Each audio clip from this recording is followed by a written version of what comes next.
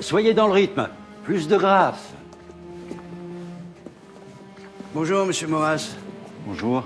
Dites-moi, Claire Bertin et Julien Valençon, ils ont une liaison quand ils étaient jeunes, non? Oui. Plutonique, les Brahima. C'était du sérieux ou une simple amourette? Une vraie passion. Mais Julien était un marginal nocif pour la carrière de Claire. Heureusement, je lui ai présenté mon cousin, Christophe Bertin. Elle a préféré la stabilité à la vie de bohème. Mais elle est tombée enceinte et a dû lâcher sa précieuse carrière.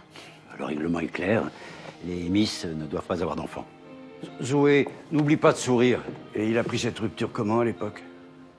Il a envoyé Christophe à l'hôpital avant de fuir au Québec, par peur des poursuites. Mais Claire a persuadé son mari de ne pas porter plainte. Et 20 ans après, elle se fait recruter et le persuade d'être votre sponsor. Elle est très très forte quand même. Hein. Vous savez, Claire, quand elle veut un truc, elle lâche pas. Comme avec Nelly, c'est ça? Qu'est-ce que vous essayez de me faire dire? Elle faisait de son mieux avec Nelly. Bon, les filles, une pause. Ça ne sert à rien, depuis la mort de Nelly, elles sont pas dedans.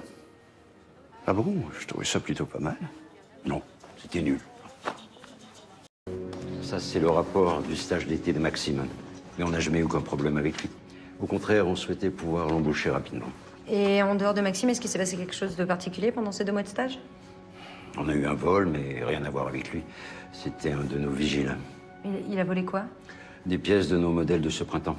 Des mécanismes élaborés avec le Centre spatial européen. Il a été arrêté? Non. On a porté plainte, mais il n'y a pas eu de suite.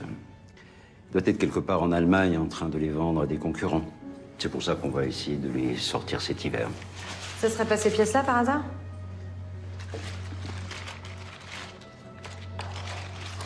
Vous permettez? Bien sûr. Monsieur de Salin. Bonjour. Il ne fallait pas vous déranger. Bien au contraire. Je croyais que nous étions d'accord. Si je ne vous rappelais pas, c'est que j'arrêtais là. Effectivement, nous nous sommes mal compris. Je pense que nous avons beaucoup à gagner à continuer ensemble. Mon annuaire est visité par des milliers de commerciaux. Votre établissement étant excentré, je pense qu'ils vont naturellement passer à côté. Alors qu'il est de grande qualité, c'est dommage. Vous avez tout à fait raison. Avec d'autres hôteliers, nous sommes en train de créer notre site. Comme vous avez pu le constater, pour un coût minime, c'est précisément le service que je vous offre. Avec une qualité, une efficacité redoutables. Et j'ai pensé à plein d'autres avantages. Des cartes de fidélité, des boissons gratuites, ce sont ces petits détails qui vont booster votre établissement. Eh bien, ce service, nous allons nous l'offrir nous-mêmes. Mais j'entends bien. Gratuitement, sans intermédiaire. Je vous remercie, monsieur de Salin. Jacques a toujours fait ce qu'il voulait comme il voulait, de toute façon. Je vous le redis, Jacques Mercier n'est plus capable de se souvenir de quoi que ce soit. Son état de santé nécessite des soins qui coûtent extrêmement cher.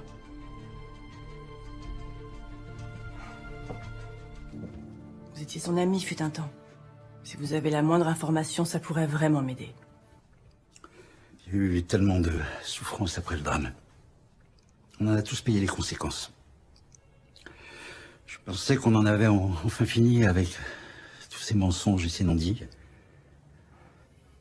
Vous parlez du suicide de sa femme? Elle était tellement fragile, tellement belle et tellement fragile.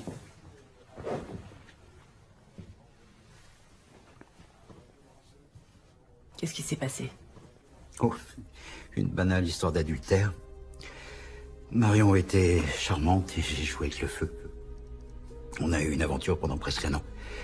Et puis, j'ai rencontré ma femme, alors forcément, j'ai dit à Marion que nos deux, c'était terminé. On a retrouvé sa voiture encastrée dans un des platanes de la départementale. Et elle est morte sur le coup. C'était peut-être un accident. Non. Aucune trace de freinage et la voiture derrière l'a vue quitter la route et foncer droit dans l'arbre. Et Jacques Mercier? Marion m'avait dit qu'il savait pour nous deux depuis des mois. Il n'en a jamais parlé. C'était encore pire. Après le drame, il m'a vendu ses parts et je ne l'ai plus jamais revu. Je comprends pas ce que les flics foutent ici, là. Il faut que je voie mon fils. Monsieur Berthaud, je vous comprends, tout le monde est très ému, mais ça va pas être possible. Votre enfant est là par décision de justice et ne peut quitter l'établissement. Je vous demande donc de bien vouloir nous laisser travailler, s'il vous plaît. Non, attendez, monsieur le professeur. Bon, mon gamin n'a pas mérité d'être ici, d'accord? Alors, il faut que je le voie. Où je rentre, où il sort, mais là, il faut que je parle à mon fils. Monsieur Berthaud, je suis désolé. Madame, monsieur, Bonjour. Paul Lefort, secrétariat général de l'Élysée. Je vous ai aperçu sur la place Saint-Marc et j'avais remarqué votre chapeau. Oui.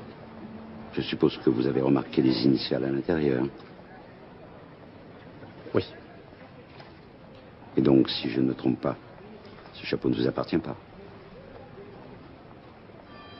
Je suppose que vous avez compris à qui il appartient.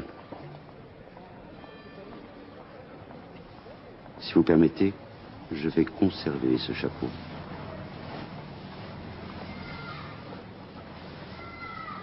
Je tiens à le remettre en main propre. On est à l'hôtel Saint-Lucas. Vous pouvez m'y joindre, Daniel Mercier. Certainement, monsieur Mercier. Vous savez, Carole, elle n'était pas entraîneuse. Elle était caissière au cercle. Elle avait suivi une formation pour ça. Elle venait d'être promue croupière. C'est un vrai métier. C'était quelqu'un de bien, ma fille. Mais personne ne pense le contraire.